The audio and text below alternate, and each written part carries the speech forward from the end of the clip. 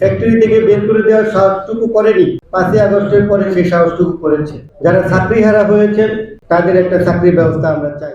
আপনারা এখনো পর্যন্ত দীর্ঘদিন দলকে দিয়েছেন, এখনো দিয়ে যাচ্ছেন। যারা চাকরি হারিয়েছেন এখনো চাকরিটা পাননি, ব্যবসা হারিয়েছেন ব্যবসাটুকু পাননি।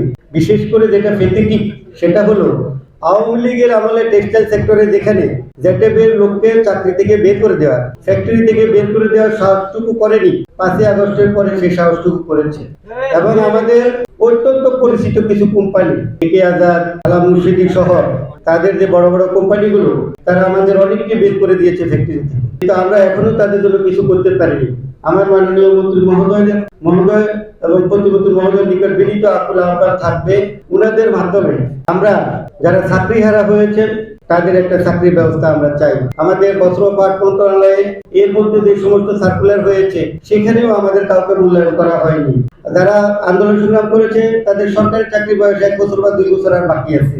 আমি বিনীত অনুরোধ করবো, আমি নিজেও যদি কখনো কিছু না পাই, তাদের মুখে যদি একটু হাসি দেখি। যারা দীর্ঘদিন রাজপথে আন্দোলন সংগ্রাম করেছে তারা যখন মলিন হয়ে আমার অফিসে বসে থাকে, আমার সাথে চলে মলিন মুখে, তখন আমি খুবই কষ্ট পাই।